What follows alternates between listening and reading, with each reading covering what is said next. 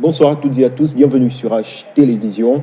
Léon Teller Onana est l'invité prestige de ce soir. Léon Teller, bonsoir. Bonsoir Cédric, bonsoir à vos millions de téléspectateurs. Je suis ravi d'être encore à nouveau sur votre plateau. Ouais, première fois sur le plateau de l'invité de H. Je rappelle que vous êtes un homme politique de la diaspora, candidat du Rassemblement démocratique du peuple camerounais dans le département de la Léquié. Je rappelle également en passant que vous avez été membre et non moins militant du parti Univers. Vous avez soutenu le candidat Cabral Libi au cours de la dernière élection présidentielle. Vous êtes donc là avec nous aujourd'hui pour donner votre position actuelle, très critiquée au sein de l'opinion publique. Je ne voudrais pas vous juger dans vos choix très chers du parti Univers. Aujourd'hui, on se serait peut-être attendu à ce que vous, qui êtes pour un renouvellement de la classe politique, puissiez au moins rester dans cette même démarche. Vous êtes candidat dans le Rassemblement démocratique, dans les rangs du RDPC. Pourquoi ? Alors déjà, je vais rectifier quelque chose. Je n'ai jamais été militant du parti Univers. J'ai été un sympathisant du parti Univers. Oui. Je suis revenu au Cameroun en... Vous avez défendu Cabral Libi? Oui, justement, je suis revenu au Cameroun en 2017. Oui. Et j'ai suivi de bout en bout l'actualité politique avec Cabral et tout. J'ai soutenu le candidat à l'élection présidentielle, Cabral Libi, qui a été investi par le parti Univers. J'ai beaucoup de respect, d'ailleurs, pour la personne du professeur Nkumvondo, qui a démontré qu'il y a encore dans ce pays des aînés qui pensent à la jeune génération. Cela étant dit, il faudrait que les compatriotes qui nous écoutent à la maison comprennent que moi, j'ai pas été militant du parti Univers. Ça, on a compris. J'ai été sympathisant du parti. Maintenant, le choix d'avoir accepté, alors de solliciter l'investiture du RDPC pour les élections locales, c'est de la réelle politique. Je vais vous expliquer un peu au cours de cette émission pourquoi, mais je tiens déjà à remercier beaucoup, surtout les populations de la Léquié qui ont voulu, parce que c'était les appels de certaines populations, surtout ceux qui pensaient que je pouvais apporter quelque chose de plus dans notre localité. Alors justement, pourquoi le RDPC? La question, vous voulez votre place au soleil, est-ce qu'il n'y avait pas moyen d'impulser le changement dont vous parlez, ce dont ont besoin aujourd'hui les populations de la Léquié à travers le parti Univers? Pourquoi faire le choix du parti au pouvoir? Je vais vous expliquer quelque chose. Moi, je suis dans une logique où je ne combats pas les appareils politiques. Oui. Je combats le système. Ça veut dire qu'un appareil politique... Vous combattez le système en étant dans le système, en quelque sorte. Oui. Être au RDPC, c'est pas être dans le système. Alors, je prends un exemple simple. Oui. Il y a quand même des bonnes personnes au sein du RDPC. Il y a des personnes qui sont capables d'apporter, impulser le changement, mais peut-être ils sont minoritaires. On ne peut pas être en compétition, vouloir défier le champion du monde et être en dehors du ring. Le RDPC aujourd'hui est comme une plateforme, c'est un ring où il faut se retrouver à l'intérieur pour combattre. C'est un peu comme à l'époque du parti unique, où tout le monde doit s'y retrouver pour espérer impulser un autre changement. Peut-être c'est l'occasion pour moi de dire également ici que j'ai un livre en préparation, je crois que vous êtes mis au courant de ça, où je parlais de tous branchés à la même prise. Depuis, moi je suis entré en politique en 2007, j'ai pu observer de 2007 à 2018 comment fonctionne l'arène politique au Cameroun. Tous sont branchés à la même prise. Et aujourd'hui, comme vous l'avez si bien dit, les gens s'intéressent beaucoup plus aux appareils politiques qu'aux individus qui constituent ces appareils politiques-là. Vous allez voir, le MRC combat le RDPC appareil. Vous allez voir qu'au Cameroun, lorsque quelqu'un crée un parti politique, c'est sa propriété privée. Ce n'est plus un parti politique, c'est un bien personnel à lui. Or, ça ne devrait pas fonctionner comme ça. Et il faut bien le dire, le RDPC aujourd'hui est l'un des rares partis politiques dans notre pays qui a quand même à l'échelle nationale, qui a une certaine représentativité à l'échelle nationale et qui, on ne peut pas réussir à lui coller l'image de parti ethnique, parti tribal, parti ceci ou cela. Or, voyez-vous, je prends un exemple, je ne suis pas en train d'accuser le SDF ou le MRC, mais vous savez très bien que c'est différents partis. Le SDF ont une assise nationale, ils ont des représentations un peu de partout dans le pays. Vous n'allez pas leur coller l'étiquette de parti régional ou régionaliste. Ma question, pourquoi le RDPC? Alors le RDPC, parce que je pense que, pour moi, comme je vous ai dit, je ne combats pas les appareils politiques. Les dénominations politiques, je ne les combats pas. C'est le système que je combats. Je pense qu'on peut être du RDPC, du MRC, du SDF, du PCRN ou je ne sais d'autres partis. et apporter des solutions aux problèmes des populations. Alors, je pouvais choisir le PCRN, mais il faut le dire clairement que j'ai eu à discuter avec des aînés qui m'ont donné des gages que je pouvais apporter quelque chose de plus. Oui. Et là, je vais mettre la parole au défi. Et puis, c'est une occasion pour moi aussi d'aller prêcher dans l'église. Je considère le RDPC comme une église qui est critiquée. Et je pense qu'il faut juger le marché au pied du mur. Si j'entre au RDPC, je n'entre pas comme ceux qui ont hérité du parti. Est-ce que vous ne courez pas le risque de prêcher plutôt dans un désert? Le RDPC, c'est une machine qui a une trentaine d'années d'existence aujourd'hui. Vous pensez que votre seule voix et celle de quelques-uns qui sont réformistes pourra changer radicalement la donne RDPC? Monsieur Cédric Djongo, je vais prendre l'exemple de votre maison. Ce qui éclaire votre maison dans la nuit, c'est toute une petite ampoule en fait. C'est une petite ampoule qui éclaire votre maison. Oui. Je vais me considérer comme cette ampoule-là qui pourra éclairer mon environnement, où je vais me trouver. C'est sa prétention. Et j'estime avec raison que nous avons la capacité dans notre pays, j'ai dit que nous avons la capacité dans notre pays d'impulser le changement où qu'on se retrouve. Alors, que ce soit au RDPC, au MRC, ou disiez-vous n'importe quel parti politique. Alors, est-ce que les jeunes ont leur place au RDPC? Est-ce que les jeunes ont de l'influence au RDPC? Je ne suis pas vieux, je suis jeune. Oui. Si je me retrouve à l'intérieur, ça a été une bataille. Oui. Et je crois, pour ma part, que... Je parle du degré d'influence. Le parti a à sa tête plusieurs personnes qui ont au moins la soixantaine. Ça, il faut le dire, il faut le reconnaître. Alors, est-ce que les jeunes peuvent impulser une véritable dynamique au sein du RDPC? Qui est-ce que vous appelez jeunes, d'ailleurs? Ça dépend de qui vous appelez jeunes. La jeunesse est entre... Maintenant, si c'est la jeunesse qui correspond à l'âge que vous voulez donner, tant mieux. Oui. Mais pour moi, je pense qu'être jeune, c'est avoir des positions qui correspondent en réalité aux défis de l'heure. Et pour ma part, c'est pas parce qu'on a 70 ans qu'on ne peut pas apporter des solutions à certaines questions. On peut avoir 85 ans et rester bien évidemment un jeune. Voilà. Et être en conformité avec les défis de l'heure, en fait. Pour moi, je crois que la jeunesse a son mot à dire au sein du Rassemblement démocratique pour le peuple camerounais. Et puis aussi, il y a un certain nombre de préjugés qu'il va falloir évacuer. Oui. Être vieux ne veut dire pas qu'on doit automatiquement soutenir la jeunesse. La jeunesse a un rôle. On dit souvent que chaque génération découvre sa mission, décide de l'accomplir ou de la trahir. Oui. Les vieux, ils ont hérité d'un pays juste après les indépendances. Ils l'ont conduit à ce point en 2020, où on a des défis de Boko Haram, la guerre au Nozo et le tribalisme qu'on doit combattre. Maintenant, notre génération a un défi. Et pour moi, c'est ce défi-là qu'on va pouvoir relever. Moi, j'entre au RDPC, non pas pour regarder les aînés faire, mais c'est pour apporter ma pierre à l'édifice, tout simplement. Alors, vous parlez des générations. Vous parlez d'une question de génération. Cabral Libi, Wilfried Ekanga, Serge Espoir Matomba, c'est la jeune régénération, c'est la jeune classe politique comme vous, que vous combattez néanmoins. Non, je ne les combats pas. Je vais vous dire quelque chose. Vous n'êtes pas d'accord? Vous ne les aimez pas? Vous n'êtes pas d'accord avec... Non, pas du tout. J'ai soutenu Matomba, qui est mon ami d'ailleurs. Mais vous ne le soutenez plus? Non, pas du tout. Et regardez, on peut être dans différents partis politiques et avoir de bonnes relations. Je partage la démarche politique de Serge Espoir Matomba. J'encourage, d'ailleurs, je l'ai fait durant la présidentielle. Je me suis retrouvé face à un dilemme où il fallait choisir entre Serge ou Cabral. Or, je connais Serge avant Cabral Libi. Oui. Mais je me suis retrouvé en train de vouloir... En tout cas, j'ai eu des différends avec Serge où je lui disais, il faut te soutenir, il faut plutôt qu'on se range derrière Cabral. Peut-être j'ai eu tort, mais je ne regrette pas de l'avoir fait. C'est-à-dire que je me suis retrouvé dans une situation, il fallait faire un choix, parce que Serge est mon ami, je le connais depuis 2008 ou 2009, quelque chose comme ça. Et Cabral, je me suis rendu compte qu'il y avait un certain engouement populaire derrière lui. Je me suis dit, la jeunesse peut se saisir de cette opportunité pour imposer sa vision des faits. Vous avez été déçu finalement? Non, je ne dirais pas ça. Un peu de déception. Vous savez, la difficulté qu'on a dans notre pays, c'est qu'on pose les espoirs sur des individus et les hommes sont imparfaits. On est parfait parce que Dieu nous a créés, il est parfait. Oui. Mais étant vivant sur cette terre, on devient imparfait à cause de ce que vous connaissez, des défis de la vie, des obligations, d'un certain nombre de contraintes et tout ça. Et je ne suis pas là pour juger Cabral. Je pense qu'il a donné le meilleur de lui-même durant la présidentielle qui venait de se passer. Mais je crois tout de même que on peut faire autre chose. C'est pas parce que je suis au RDPC aujourd'hui que je vais combattre Cabral, que je vais combattre Serge. On a des idées, nous sommes des jeunes, nous sommes jeunes.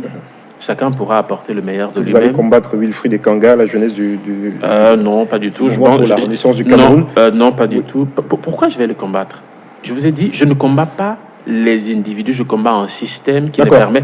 Moi, le premier combat, le premier ennemi que j'ai, c'est la pauvreté. Vous comprenez? Oui. Si je me rends compte qu'il y a un jeune, que j'ai en face de moi un jeune, qui pense que la priorité aujourd'hui, c'est d'apporter des solutions aux problèmes que les populations rencontrent, tant mieux, je vais l'encourager. Moi, j'ai encouragé beaucoup de jeunes qui ne sont même pas de mon bord politique. D'accord. Revenons dans votre bord politique, le Rassemblement démocratique du peuple camerounais, pour parler de ces batailles au sein des investitures, bataille des investitures au sein du parti. Est-ce que vous pensez que les prescriptions du président national du RDPC dans cette circulaire que vous avez sans doute lue, est-ce que vous pensez qu'elles ont été respectées?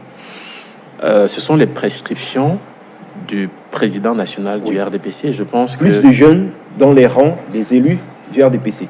Je suis en face de vous, je suis jeune. Je me retrouve sur une liste où il y a des aînés, mais il y a plus de jeunes aussi. Il y a également des jeunes. Donc c'est la preuve par excellence que les directives données par le chef de l'État ont été plus ou moins respectées. Et vous savez, en démocratie, tout ne peut pas être parfait. Vous comprenez? C'est pas parce qu'il l'a dit, étant président national, ça veut dire que le parti vit et que ce n'est pas un parti unique. Ou alors le parti... je vais pas vexer certaines personnes. Bref, c'est pour dire qu'au moins au sein du RDPC, les batailles d'investiture sont une forme d'expression politique également, démocratique, qui permettent à certaines personnes de pouvoir s'exprimer. Certains crient à la manipulation, certains crient au complot. Moi, nous, à mon atelier... Au voyage des investitures, ça c'est le RDPC. Écoutez, vous savez, jusqu'à preuve de contraire, j'ai pas vu des gens monnayer ci ou ça. J'ai vu des personnes qui avaient la volonté de servir le pays, qui avaient besoin d'intégrer des listes pour donner le meilleur d'eux-mêmes. Et malheureusement, s'il y a 1000 personnes et qu'on doit avoir 25 places de conseillers, il va falloir choisir les meilleurs. Ou alors, il va falloir choisir... Le problème, c'est celui de la légitimité. La base estime que certains candidats qui ont été, je vais utiliser l'expression, cooptés, ne représentent pas les intérêts du peuple, de la base militante du RDPC. C'est là le problème. Alors, vous reconnaissez tout de même que le RDPC a une base militante. Bien sûr. Et que le parti au pouvoir n'a pas, contrairement à ce qui est diffusé partout, que le peuple, il y a un peuple derrière ce parti, dans ce parti, qui accompagne ce parti au quotidien. Quand vous parlez de base, vous parlez de qui? La base militante du RDPC. Ok. Le petit militant. Le militant de base du RDPC. Et ce sont ces militants-là qui vont voter. On va voir donc si cette base est d'accord ou pas d'accord avec les directives ou alors avec la procédure des investitures lors des élections de février 2020. Parce que c'est à partir de là que la base va soit sanctionner ou alors approuver ce qui s'est passé en novembre 2019. Voilà. Alors, le refus de reporter l'élection ne contribue pas à l'apaisement.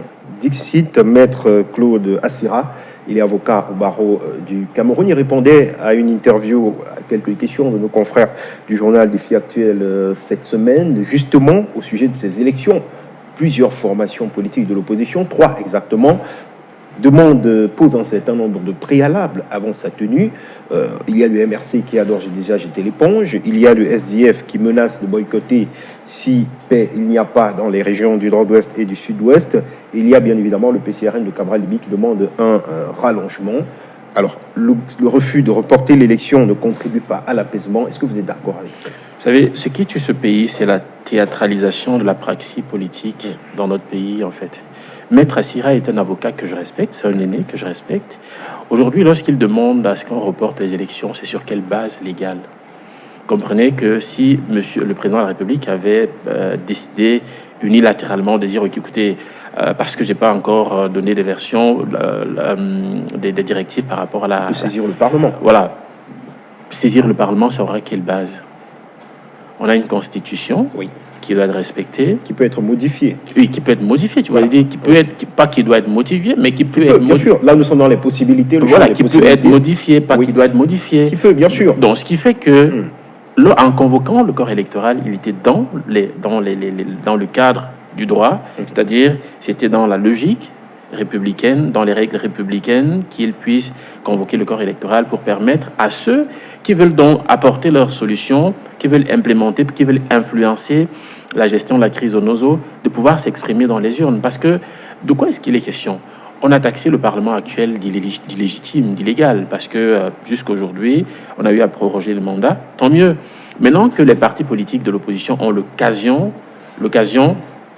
de changer les choses, il faut bien que les partis politiques qui aujourd'hui se rétractent alors que certains d'entre eux ont constitué des dossiers, ils ont fait des communications à propos de ces élections. C'est curieux de savoir qu'au cours du processus, que les gens puissent se rétracter, il y a quelque chose. Je peux comprendre que certains de ces partis politiques n'ont pas pu constituer 360 listes, 380 listes pour la députation, et que par honte, ils ne veuillent pas participer au scrutin. C'est leur droit. Franchement, on parle de la participation de tous les Camerounais qui ont le droit et même le devoir de participer à ce scrutin. Est-ce que les conditions permettent à ce que tous les Camerounais puissent se rendre dans les urnes? Je veux dire, tous les Camerounais inscrits sur les listes électorales puissent se rendre dans les urnes le 9 février prochain. Est-ce que vous savez que dans un État comme le nôtre, la République ne devrait pas s'arrêter parce qu'il y a des crises? C'est aussi ça qui fait la vie d'une République, d'une nation comme la nôtre. Alors, ceci étant dit... 20% de la population, on peut s'en passer? Non, pas du tout, je ne l'ai pas dit. Et vous savez très bien qu'il y a une disposition de la loi qui peut prévoir à ce qu'il y ait des élections partielles, qu'on puisse tenir des élections partielles et que le président de la République puisse permettre à ce que la région, par exemple, les régions du nord-ouest et du sud-ouest puissent avoir une organisation aussi particulière. C'est pour ça qu'on a parlé des statuts spéciaux. Je pense que le statut spécial, ce n'est pas dans l'organisation, au sujet de l'organisation de ce scrutin. Le statut spécial dont il est question aujourd'hui, c'est beaucoup plus au niveau de l'administration, même de ces zones. Moi, je vous parle du processus électoral. Qu'est-ce qu'on reproche à Monsieur Cédric, soyons un peu sérieux. Bon, les mêmes partis politiques qui aujourd'hui crient au scandale ont participé à l'élection présidentielle de 2018. Je vous rappelle que le MRC réclame la victoire à cette élection avec le même code électoral qu'il demande de changer aujourd'hui.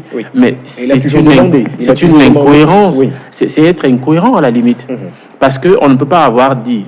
On ne peut pas prétendre gagner une élection avec un code électoral et plus tard vouloir le changer. À un moment donné, il faut être sérieux. Je pense que lorsque le président de la République a signé le décret convoquant le corps électoral, vous avez lu comme moi sur les réseaux sociaux la communication du professeur Camto et du NEC, du Social Democratic Front, qui les deux partis politiques avaient donné leur position sur la participation ou non à l'élection présidentielle.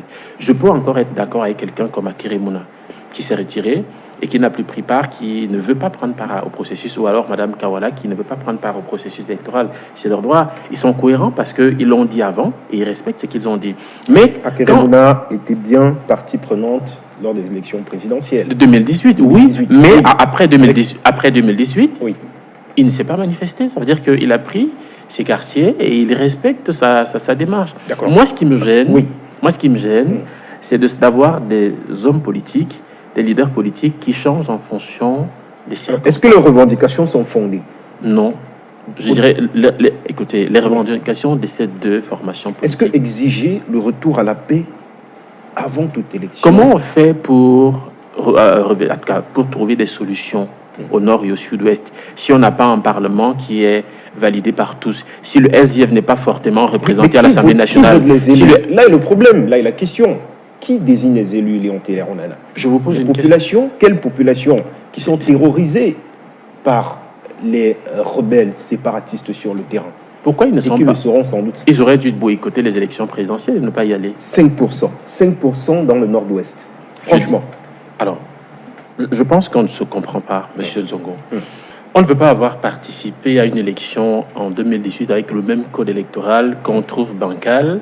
Et en 2020, lorsqu'on vous appelle à renouveler le Parlement et les collectivités territoriales, que vous jugez d'ailleurs inappropriées, et vous refusez d'aller aux élections. Je pense que il faut un minimum de cohérence dans la démarche politique de certains leaders au Cameroun.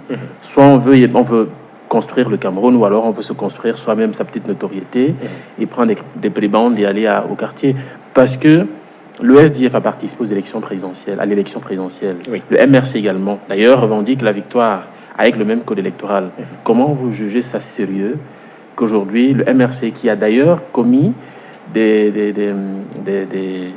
comment je vais dire ça, des commissions pour les investitures dans leur parti, ainsi que le SDF, aujourd'hui, à quelques jours de la fermeture du dépôt des dossiers, décide de boycotter les élections. C'est pas sérieux. Il y a la réforme du code électoral. Les partis politiques au rang desquels le MRC demande, par exemple, parce que le vote soit élargi aux personnes de 18 ans.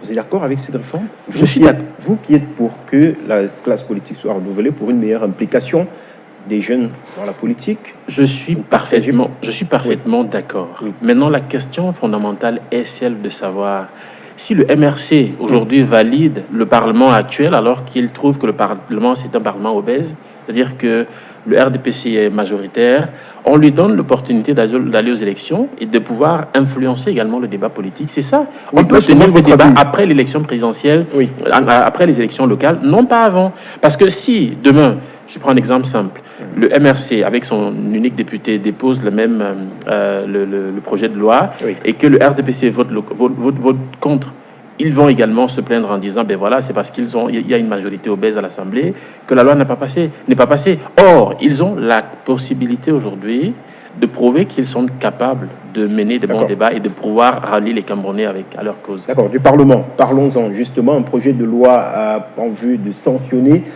les actes, les discours harcelants, tribaux et haineux est actuellement en examen devant ce Parlement camerounais. Votre appréciation pour une telle initiative, ça permettrait à réduire les relents tribalistes, les discours tribalistes dans l'espace public? Vous savez qu'il y a une loi qui réprimande la corruption au Cameroun, n'est-ce pas? Oui. Mais les gens continuent de voler. Oui.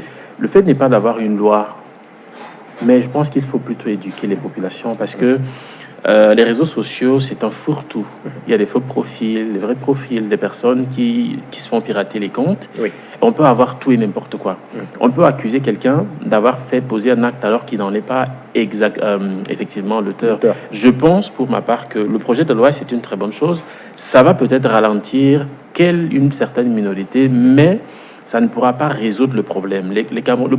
Pour résoudre le problème du tribalisme au Cameroun, il faut éduquer les populations. Est-ce qu'il y a une instrumentalisation de la tribu par les hommes politiques?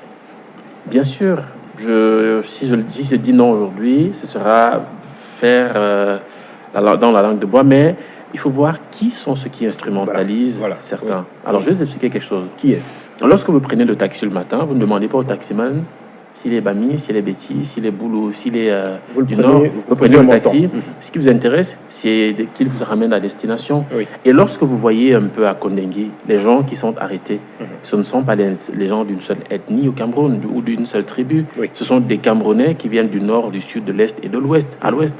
Vous comprenez? Oui. Alors, aujourd'hui, moi, je vais vous dire quelque chose. Je suis en porte-à-faux avec les déclarations du professeur Kamto, qui, à Mondiovision, a déclaré devant le Conseil constitutionnel qu'il serait prêt à passer un concours pour être boulot. Je me dis que ça... Est-ce que c'est du tribalisme? Est-ce que c'est de la stigmatisation? Ce n'est pas du tribalisme. Vous savez, il y a certains faits qu'on ne doit pas exposer. Il y a une démarche à avoir pour régler certains problèmes. Mais cette histoire a donné un coup de démarrage à tout ce qu'on observe sur les réseaux sociaux aujourd'hui. Alors, vous voyez bien que un des partisans du professeur Kamto, à la personne de Patrice Nganan, qui appelle au génocide des Boulous. Oui, ben, il est proche de lui et lors de l'allocution de février 2018 ou 2017 à la jeunesse, le professeur Kamto l'a pris comme étant un modèle à suivre. Aujourd'hui, on se serait attendu que le professeur Kamto dise que non. Vous ne sorti cela de son contexte, quand même. Non, je ne le sors pas de son contexte. Patrice Nganan, vous le connaissez mieux que moi, a initié des projets pour construire des routes, par exemple, dans la ville de Yaoundé. A également initié des projets pour libérer Kamto. A également initié des projets pour construire une école dans la ville de Yaoundé. D'accord. Voilà. Donc, si à ce moment, on félicite l'action de l'homme et que plus tard, il se radicalise, on peut également c'est pas exactement le même contexte. Oui, mais qu'est-ce qui empêche le professeur, par exemple, de dire, voilà, c'est quelqu'un qui me soutient, là, tu as exagéré, il le reprimande, et ça fait de lui un homme d'État. Vous pensez qu'il n'a pas dit? Il n'a pas déjà dit? Moi, je ne l'ai pas lu. Si vous avez... oui, moi, je l'ai suivi, en tout cas, durant l'élection présidentielle. Alors, le tribalisme, c'est Maurice Kamto qui le fait venir dans l'espace public. C'est ce que vous dites? Non, je ne suis pas en train de le dire. Je dis tout Bien sûr, vous avez dit le discours, dans son discours devant le Conseil constitutionnel. A donné un point de départ public. Et je vais prendre un exemple. Dans ce pays, on a eu des gens qu'on a stigmatisés, il faut le reconnaître, et ce sont des torts qu'il va falloir réparer. C'est-à-dire, à un certain moment, il y avait des gens qui disaient « Ah, il ne faut pas être Bamenda, l'Inquac, ce sont des personnes qui vendent le terrain et deviennent vos locataires, les Bamis sont ceci. Ce sont des choses qu'on va devoir exposer et amener les Camerounais à comprendre que le Cameroun est un héritage commun et que qu'on le veuille ou non, nous sommes appelés à vivre ensemble. Maintenant, pourquoi j'indexe le professeur Kamto? C'est parce que c'est pas une personne lambda, c'est pas une personne qui est un leader d'opinion. C'est un leader d'opinion qui doit apporter, non pas poser des problèmes et se défiler, mais qui doit apporter des solutions. Tout comme le président de la République. Est-ce que vous pouvez me dire un seul jour, ou une seule fois où le président de la République a parlé de son ethnie à lui? Lui, il est président depuis 37 ans. Mais il n'a jamais parlé de ça. Parce qu'il y a des mots qu'un leader qui se respecte ou qui respecte les Camerounais ne devrait pas sortir de sa bouche et ou devant le Conseil constitutionnel. À utiliser sa tribu comme étant un handicap, c'est dangereux. Alors, parlons de la diaspora, puisqu'on est déjà presque arrivé au terme de cette émission. Vous êtes un membre de la diaspora. Comment peut-elle participer, cette diaspora, à la promotion justement de ce vivre ensemble? Est-ce qu'elle le fait d'ailleurs? Elle le fait d'ailleurs. Je pense que je suis l'exemple typique. Il y a certains aînés. C'est l'occasion pour moi de rendre un vibrant hommage à un aîné que j'ai connu, que je connaissais depuis à travers la télé, mais que j'ai connu il y a cela peu de temps, le ministre Don Soumet, qui... Je vois, il y a des aînés encore qui ont le souci d'attirer la jeunesse, d'essayer de motiver la jeunesse à aller de l'avant, de participer à la construction du pays. Moi, je vais vous dire quelque chose. À un moment donné, j'étais exaspéré. Je me suis dit, est-ce que c'est encore utile de rentrer au Cameroun, d'aller s'investir? Mais aujourd'hui, j'ai l'envie, j'ai le courage, j'ai la volonté. Je suis là parce que j'estime que c'est mon pays et que j'ai des personnes qui m'encouragent dans ce sens. Et c'est l'occasion pour moi de dire à certains frères et sœurs de la diaspora que le Cameroun est un héritage commun. Ce n'est pas parce que vous avez ramené un projet aujourd'hui et qui vous a été brocardé par un individu que vous allez vous retracter et repartir sans revenir. Non. Si on fuit, on va laisser ce pays. Ces aînés là partiront, le Cameroun sera dans le noir. Alors, cette diaspora dissidente. En démocratie, il faut toujours s'attendre à ça. Mais ce n'est pas pour autant qu'on doit... Une dissidence qui est un peu violente. Vous avez vu tous les assauts qui ont été menés. Je comprends. À chaque fois que le président de la République effectue un déplacement, que ce soit en France... Ça, je me désolidarise de cette diaspora-là parce que je pense que le président de la République représente l'institution même. Et c'est le chef de l'État du Cameroun. Jamais on a vu Macron ou alors Hollande ou Sarkozy se faire agresser par ses compatriotes à l'extérieur de la France. C'est pas possible. Lorsqu'on le fait, c'est une façon d'insulter même la mémoire de ceux qui ont donné de leur vie pour que le Cameroun devienne ce qu'il est aujourd'hui. Et j'en appelle le respect, au strict respect. Moi, je serai là pour défendre les couleurs du Cameroun partout où besoin se fera ressentir, tout simplement. Alors, Léon Teller-Onana, nous sommes arrivés presque au terme de cette émission d'ailleurs. On va vous permettre de regarder juste cette caméra et de dire un dernier mot et juste après on sera parti. Alors, je demande aux Camerounais de croire au Cameroun encore parce que c'est notre héritage commun. C'est ce que nous avons de plus, c'est ce que nous avons en commun. Le tribalisme n'est pas quelque chose qu'on devrait entretenir, tout simplement parce que ça fragilisera l'unité nationale. Et si on veut bâtir un pays normal, il faudrait que les uns et les autres se regardent non pas comme des Béti Boulou Bami, mais comme des Camerounais avant tout. Voilà, merci à vous. C'était Léon Teller-Onana, candidat au municipal dans le département de la Léquié, candidat dans les rangs du Rassemblement démocratique du peuple camerounais. Merci à vous, chers téléspectateurs, de nous avoir regardés. On se donne rendez-vous samedi prochain lorsqu'il sera 21h. Bonsoir.